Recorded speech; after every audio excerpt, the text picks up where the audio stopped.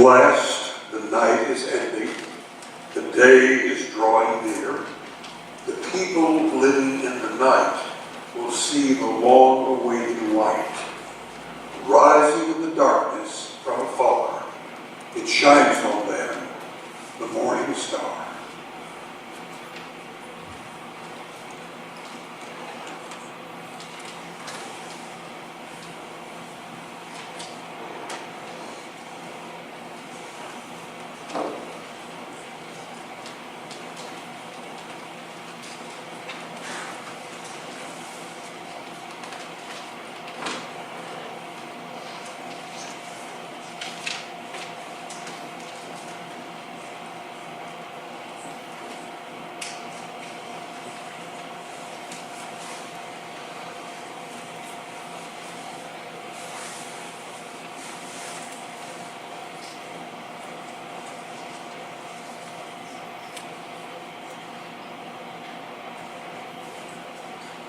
The people who walked in darkness have seen a great light.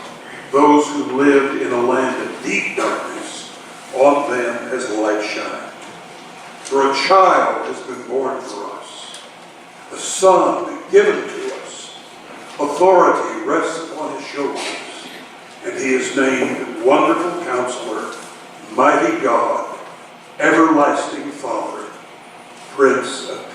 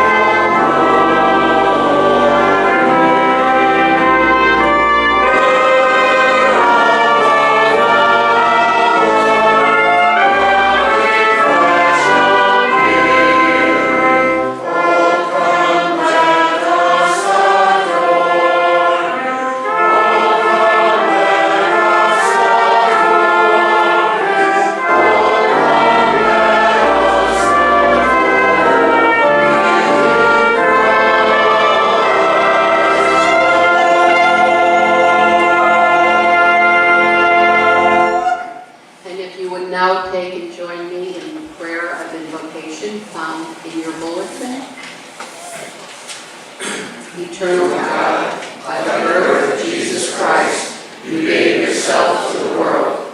Grant that, being born in our hearts, he may save us from all our sins and restore within us the image and likeness of our Creator, to whom be everlasting praise and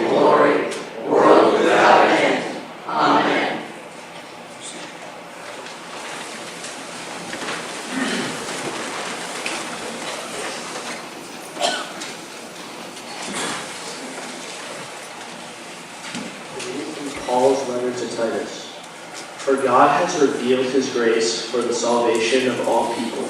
That grace instructs us to give up ungodly living and worldly passions, and to live self-controlled, upright, and godly lives in this world, as we wait for the blessed day we hope for, when the glory of our great God and Savior Jesus Christ will appear.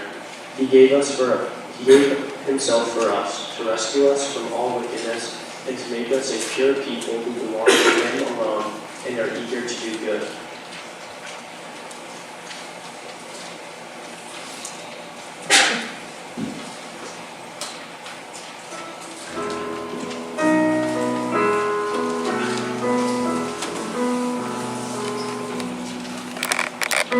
Blossoms flowered amid the snows upon a wintry night was born the child with Christmas.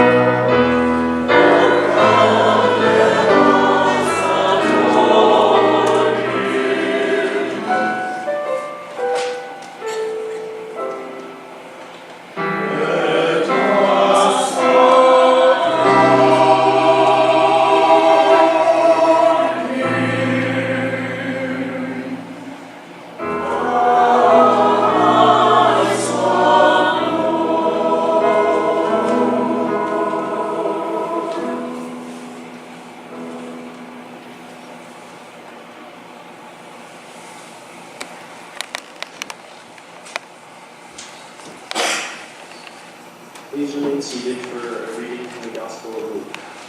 In those days, a decree went out from Emperor Augustus that all the world should be registered. This was the first registration and was taken while Quirinius was governor of Syria. All went to their own towns to be registered. Joseph also went from the town of Nazareth in Galilee to Judea, to the city of David called Bethlehem, because he was descended from the house and family of David. He went to be registered with Mary, to whom he was engaged and who was expecting a child.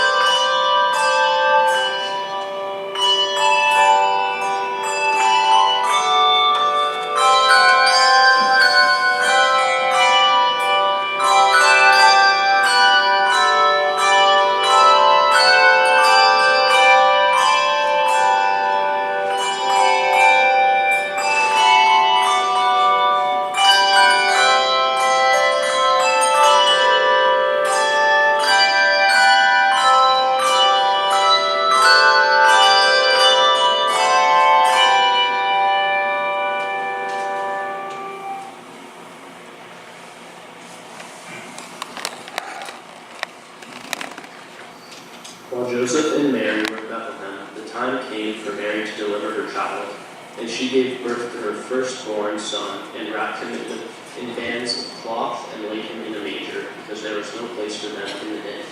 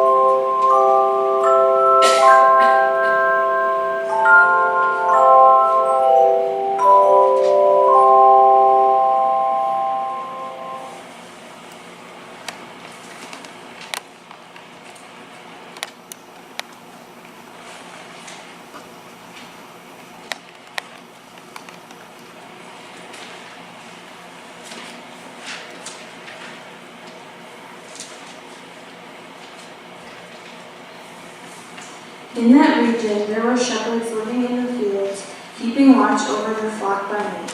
Then an angel of the Lord stood before them, and the glory of the Lord shone around them, and they were terrified. But the angel said to them, "Do not be afraid, for see, I am bringing good news of great joy for all the people. To you is born this day in the city of David a Savior, who is the Messiah, the Lord. This will be a sign for you. You will find a child wrapped in bands of cloth and lying in a manger." And suddenly there was with the angel a multitude of the heavenly host, praising God and saying, Glory to the God in the highest heaven, and on earth peace among those whom he favors.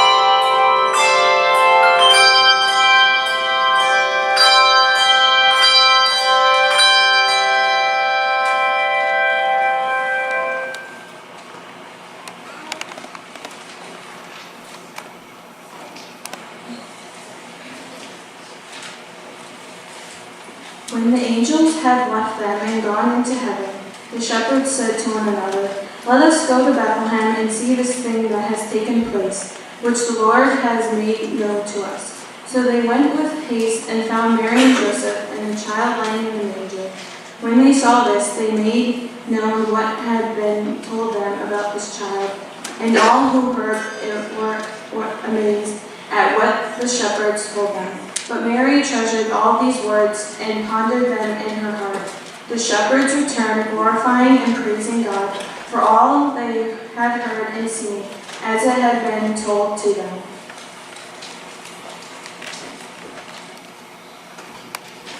Amen.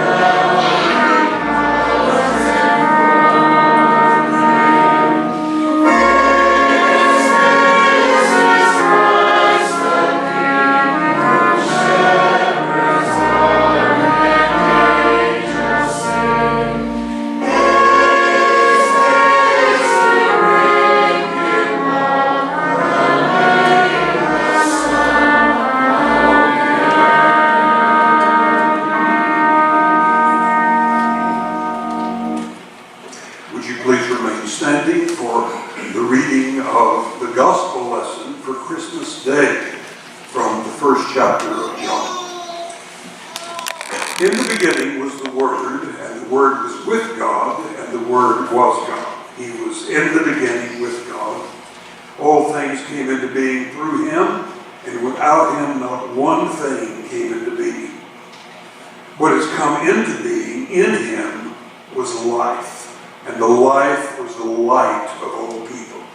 The light shines in the darkness, and the darkness did not overcome it. The true light, which enlightens everyone, was coming into the world.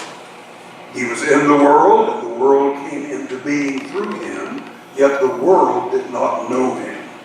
He came to what was his own, and his own people did not accept him. But to all who received him, who believed in his name, he gave power to become children of God, who were born not of blood or of the will of the flesh or of the will of man, but of God. And the Word became flesh and lived among us, and we have seen his glory, the glory as the Father's only Son, full of grace and truth. The Word of God for the people of God. Thanks be to God. I, for one, am grateful that Christmas is an annual affair. Unlike Halley's Comet, which appears on the scene only once in a lifetime, the Star of Bethlehem graces the horizon every December. The birthday of Christ occupies a permanent place on our calendar of celebration days. Christmas never gets canceled or postponed or rescheduled. It's always there. And I dare say most of us are glad for this repetition. There's a certain practical value in the repetition of Christmas. As a consumer and contributor to my family, I appreciate one season being set apart each year for meeting their material needs. I would presume to call myself a cheerful giver, but I am not an eager shopper. I enjoy the convenience of doing most of my shopping all at once and getting it over with. Besides this practical value, there's surely a great deal of personal value in the repetition of Christmas. For all its commercial vulgarity, I see plenty of evidence that the birthday of Christ brings out the best in people who may otherwise be at their worst. Yes, once a year we're tempted to go on buying binges, which must be an affront to God. But many of us are also led to new heights of generosity and kindness. If you and I don't grow as givers at Christmas time, we're not likely to grow at all. Thank God this opportunity to grow is offered every year. But beyond the practical and personal value of an annual Christmas, there is above all the spiritual value. Pollsters tell us that most people profess to believe in God, and yet many exhibit what theologians call a practical atheism.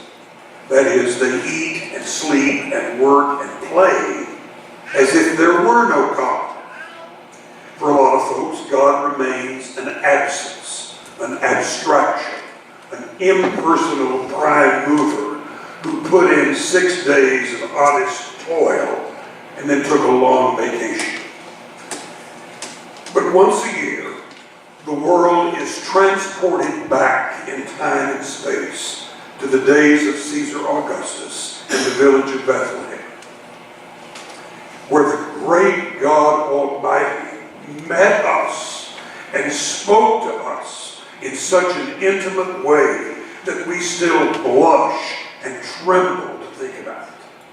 And once again, we can be grateful for the repetition of Christmas. Who can claim to take it all in the first time we celebrate this event, or in my case, the 70th time? My 92-year-old mother has had a singular addiction in life, an absolute craving to travel.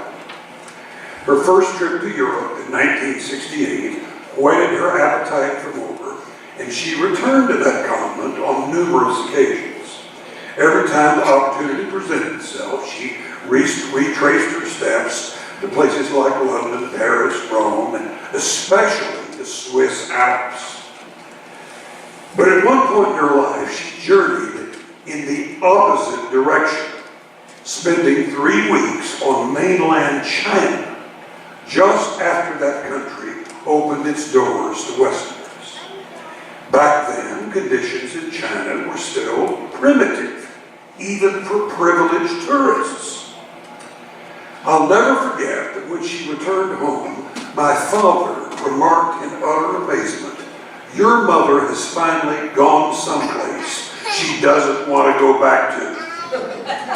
It seems that she was so overwhelmed by the sights and sounds and smells of China that one exposure was quite enough. Now, most of us have probably been to places like that. We've satisfied our curiosity in one visit, and we have no desire to repeat that itinerary. But I dare say Bethlehem is not such a place, and Christmas is not such an experience. Who can claim to absorb it all in one visit? You and I never fully comprehend what happened in the city of David 2,000 years ago. We never fully receive the one who was born there. We have told his story time and time again. We have beamed his image to every generation. But still, he eludes us. The scene at Bethlehem is too big to capture in one glance. The babe of Bethlehem is too mysterious to capture in one sentence. So you and I keep coming back to his coming. We keep telling the story, hoping this time we get it all and get it right. So, thank God for the merciful repetition of Christmas. Of all the New Testament writers, John is the one who best comprehends that we are dealing here with the incomprehensible. When John writes about the incarnation, he's not like a journalist, like someone reporting the Mueller investigation in Washington, D.C. No, John is more like a poet or a songwriter, someone who would write the words to a Christmas carol. It is John who best mirrors the mystery and wonder of this visitation from God. He starts out by reminding us that God has always had a desire to relate to us, to communicate with us. In the beginning was the Word. Because this is so, God doesn't make himself a total stranger to anyone. All people have some exposure to God.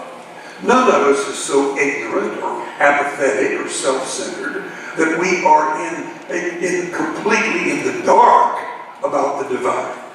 There is, John says, a true light which enlightens everyone.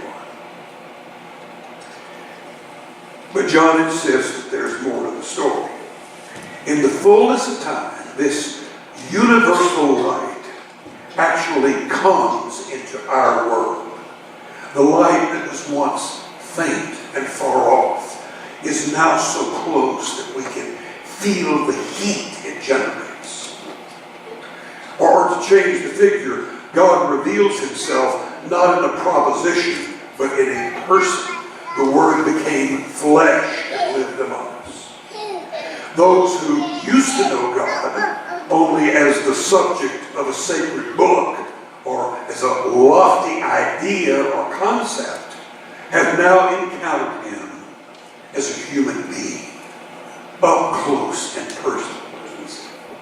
We have seen his glory, John says, the glory as of the Father's only Son.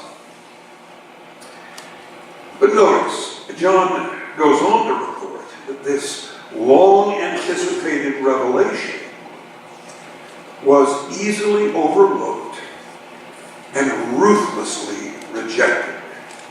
He was in the world, yet the world did not know him. He came to what was his own, and his own people did not accept him. Now, at one level, this negative reception does seem surprising.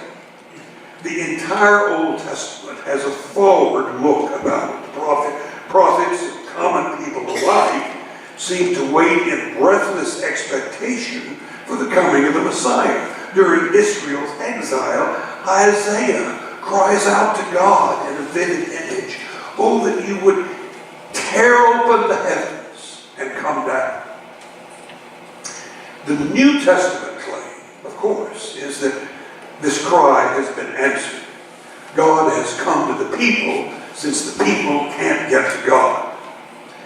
He has come in the only way they could possibly understand, as a person like themselves.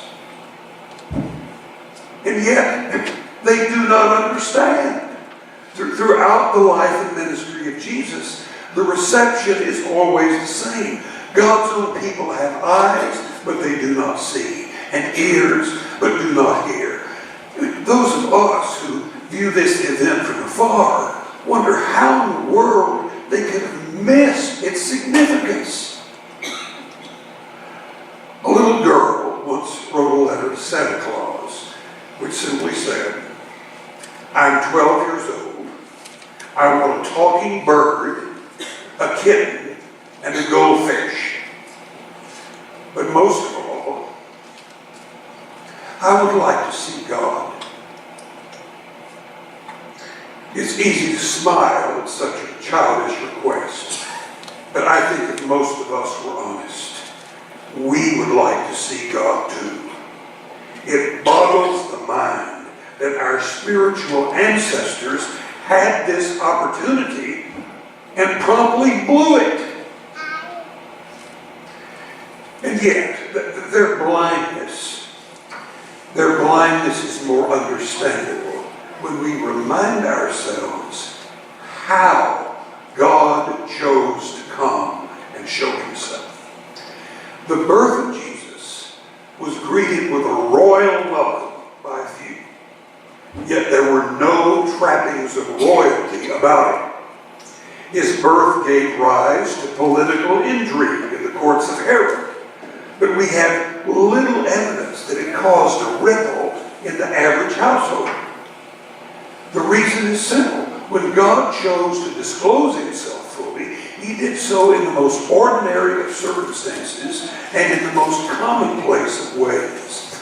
The glorious revelation did not occur in the secret grandeur of the Jewish temple or the remote halls of the Roman government. It occurred right where people lived. The chance to see the Christ child was offered to shepherds, not while they were making a religious pilgrimage or even while they were in church, but while they were doing their proper job, which was tending sheep.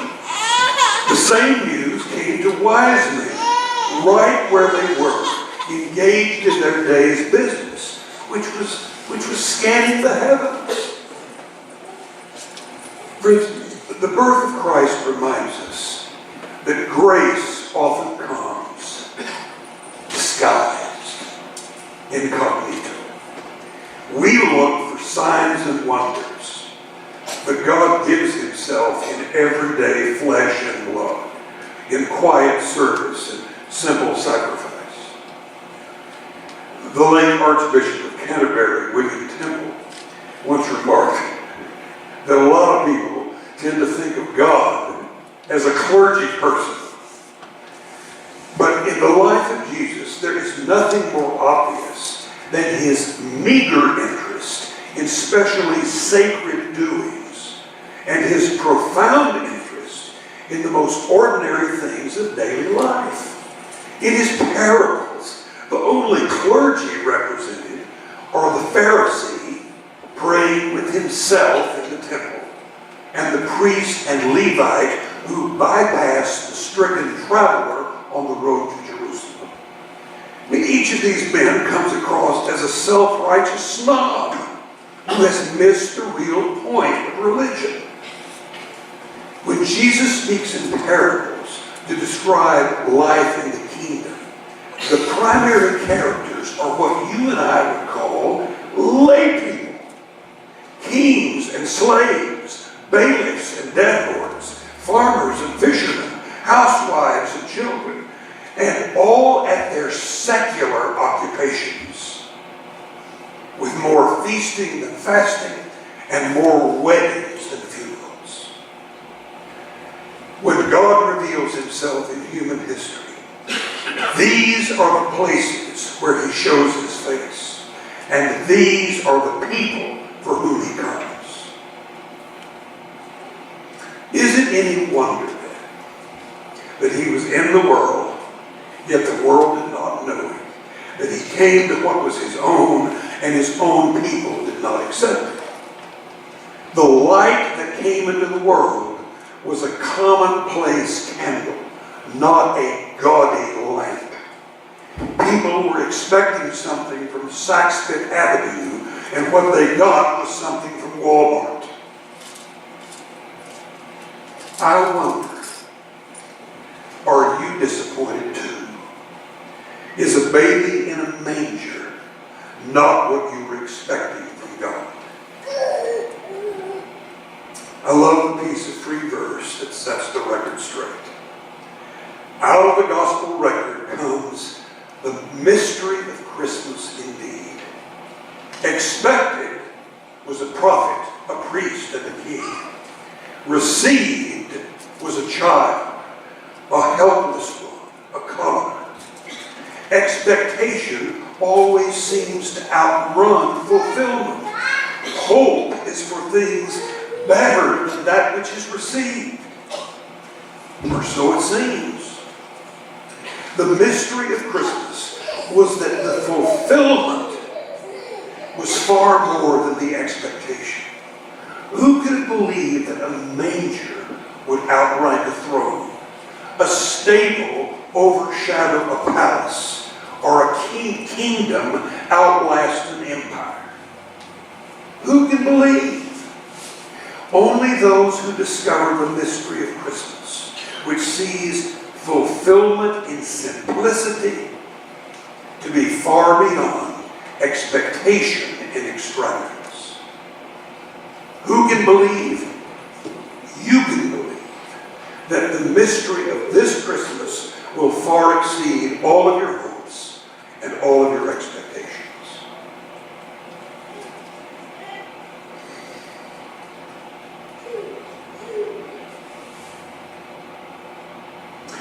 Exactly 30 years ago, I began the Advent season in the usual manner, pastoring a large, affluent church in Jackson, Mississippi. I lived with my 2 daughters and their mother in a comfortable 4-bedroom home, and I could boast of having a multitude of friends. All I wanted for Christmas that year was more of the same. My hope was to continue the life I knew, understood. My expectation was that I would live for many years in that house, in that family, in that community, in that particular church. But I didn't get what I wanted that Christmas. And for several Christmases thereafter, what I received was far less than what I expected. Or so I felt. By Christmas Day of 1988, I had lost most of my world as I then knew it. I was separated from the people I loved most, unable to do the things that gave my life meaning. And to be honest, very little that's happened to me since that time was part of my Christmas wish list 3 decades ago, part of my original plan, part of my first set of hopes. almost nothing in my life since 1988 has gone as expected. Today I'm living in a different state and a different community. I'm pastoring a different church in a different denomination. I have a different marital status and a different set of friends.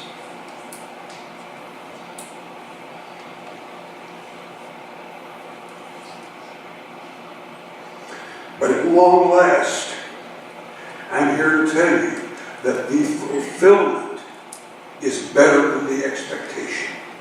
What I have received is far better than what I'd hoped for, and certainly far more than I deserved. God knew that for this season of my life, simple would be better than complex. Small would be better than large. And that real love, real friendship is always better than a host of superficial acquaintances. And that's the way it is with Christmas. When God comes to earth, we expect God to sit on a throne, lead mighty armies, or do something stupendous. But what we get is the cry of a tiny baby lying in a manger. What we get is a carpenter's son teaching and healing ordinary people. What we get is a despised and rejected man dying on a cross. Friends, it's just no wonder that he was in the world, yet the world did not know him. That he came to what was his own, and his own people did not accept him. Some people just don't recognize what they receive. Or they don't receive what they recognize. But, says John, to all who received him, who believed in his name, he gave power to become children of God. And he still does.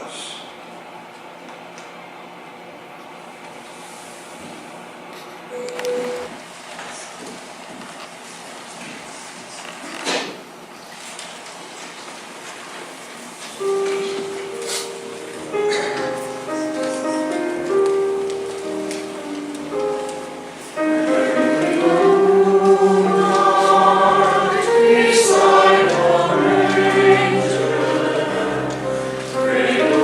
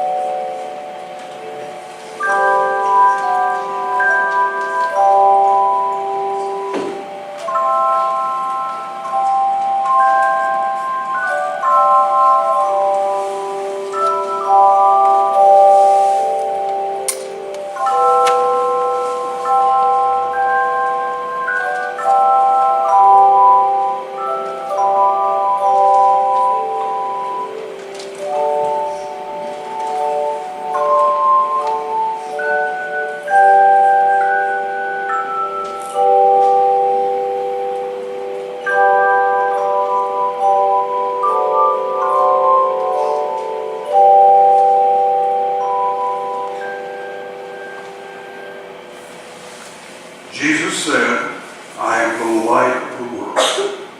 Whoever follows me will never walk in darkness, but will have the light of life. Jesus also said, you are the light of the world. Let your light shine before others, so that they may see your good works and give glory to your Father in heaven.